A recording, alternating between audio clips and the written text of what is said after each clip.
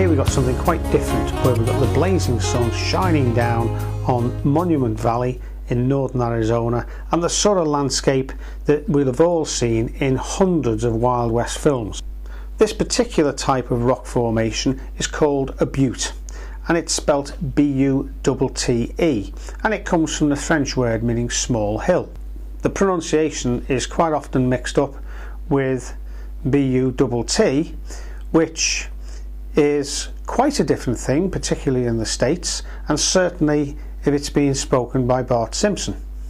Now, this very distinctive type of rock formation was formed millions of years ago, where you had a cap of hard volcanic rock on top of some much softer rock, like in this case probably sandstone, and over the centuries, over thousands and millions of years, the sandstone has gradually eroded away, leaving this cap of harder rock on the top and forming these very steep vertical outcrop. Right, now for this exercise I'm going to use four colours. I'm going to use ultramarine blue, which we'll use in the sky and help to give us some of the dark shadows. We're going to use light red, which is going to form the bulk of the colouring for the rocks. I'm going to use some raw sienna, which is going to give a bit of variety to the desert floor and also to some of the lighter areas of the rocks, and for some of the shadow areas as well I'm going to bring in some burnt umber here. Oh, and the two brushes I'm going to be using are the 1-inch flat brush, because as you can see from the picture, the nature of the mountains or the rocks are very angular and vertical, so ideally suited for the properties of the flat brush.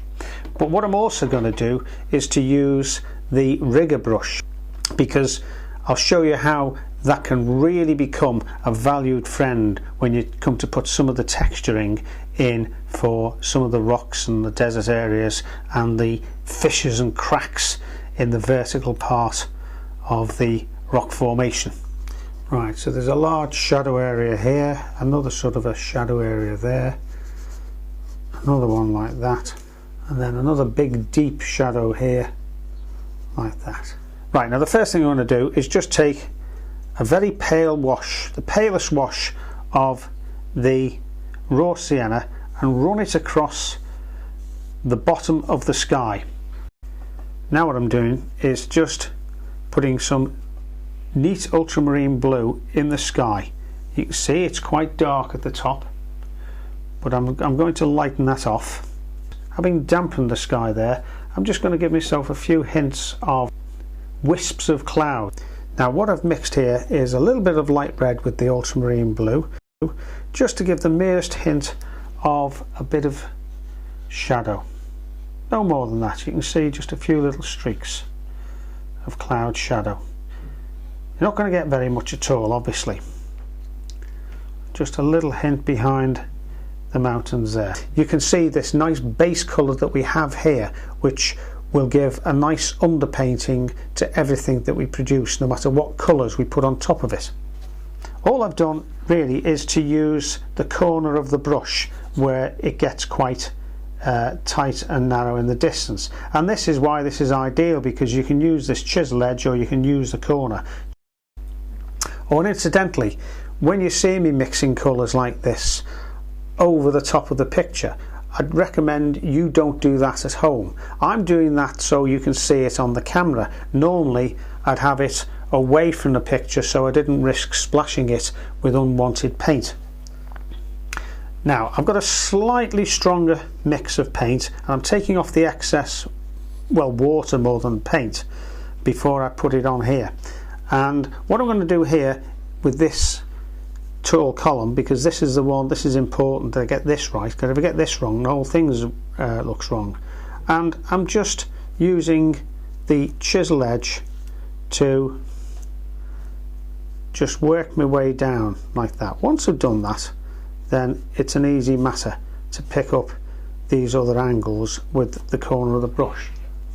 But what it also does, it helps to break the rock up into sections, because obviously the rock isn't, although it's a flat two-dimensional picture, the rock is actually three-dimensional in shape. Now the fun bit of this really is almost just letting the brush dance over and testing yourself, seeing how close you can get to the edge without going over. You can almost play chicken with it and see how close to the edge you can get quite safely. What's the worst that can happen is you ruin the painting. I'm also making sure that this is a little bit stronger, because of course it's come considerably further forward into the picture, and so it needs to be reflected in the way and the strength of the paint that we put on. Right, I'm putting a stronger colour again on here. This is going to be largely in shadow, but it just helps to represent the way the rocks have fallen in a more random way. Actually angling the brush on in different ways and creating those little flecks of light that will appear and disappear at different angles.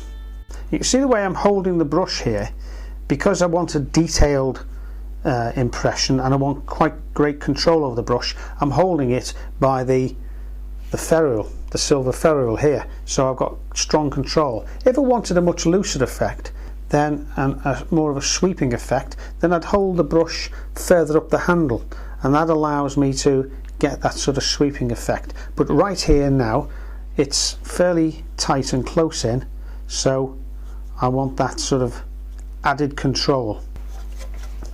Right, the next thing I'm going to do is to take a fairly strong mix of the raw sienna, and this time add a touch of the light red to the raw sienna, but the raw sienna is predominating. I'll put a little bit of burnt umber in here, just here and there. There's a bit of variety, and then I'll just throw in just a touch of the ultramarine blue, and that's going to give us this little sort of scrubby green effect. And because you can see with the brown and the green where it touches something that's still damp, it bleeds upwards into it. Okay, we've got all of the flat colours that we wanted now, and the main areas. The sky's done. We've got a slightly lighter distant tone of that light red for the far distant rock formations, slightly stronger in the foreground, but now we're going to turn the sunlight on and bring the whole thing to life by adding the shadows. Now you can see we've got different proportions here. We've got a bluey grey here, and we've got a more red grey here, changed by the different proportions of the light red and the ultramarine blue. So we've got three options now for adding deeper colours, and we've also got the darker brown, the burnt umber, to bring in when I think it's appropriate. Really, I'm just touching in here and there to give that impression and break up those three pillars of rock, or break up that large area into three different pillars of rock. Right, now I'm going to get to work on the main areas of this part here. And what I'm going to do here is still have the dark shadow, but I'm going to bring rather more light red into it. Again, notice I'm just take some of that off again, a bit too much paint on there. No, I'm not taking it off from the tip necessarily, I'm taking it off from further down. The chisel brush is great for this as well, because it does provide a nice genuine hit and miss effect. But because I'm using the chisel edge of the brush, I'm pushing the brush down like that and then dragging it, if you can see that. And that helps in this sort of picture to give these long, or these elongated fissures in the rock without any effort at all. Right, now I've brought the rigger in and using the same colour and just taking a little bit of that paint off, but now what I can do is to start to bring in some of the raggedy rocks, if you like, the more broken rocks near the top of this butte. And what I'm doing, you see the way I'm holding the brush and I'm dragging it gently sideways, and what happens is as it comes down, it also drags and hits and misses on the top surface of the paper and gives that nice hit and miss effect. And I want to get some of these vertical faults in the rock which are very prominent at the base of the main rock, and at the top of the, I suppose it's the mound of stones that have eroded over the centuries and just formed themselves into a great pile of rocks at the base of the butte. I think we can afford to go in a little bit darker there over what we've done, but of course now we can do this with the rigger brush because we've got a little bit more control over it than the bigger brush. I'll just take some of the paint off to start with this time and just bring some of those formations so it actually blends almost into the fallen and eroded rock, so it doesn't look too much like it's been plonked on the top of a pile of stones. Right, now I've added a mix here of raw sienna, ultramarine blue and a little bit of this burnt umber. This is really an impression no more of a bit of starched sparse grass and weeds growing as best they can out of an almost waterless desert. Now I'm going back with that same greeny brown mix, but this time I'm going to bring some shadows in from the left hand side as if there was large rocky outcrops that are casting the shadow across the picture here. You see, I'm just pushing the brush in here and just forcing little flecks of paint upwards like that. Right, I think that'll do. I'm just strengthening that shadow here because that's further forward from those, so I just want to bring it a little bit further forward. So there we are, Monument Valley in the USA, and you can almost see a posse of cowboys, can't you, creating a cloud of dust riding across the plain and on into the foothills towards the butte.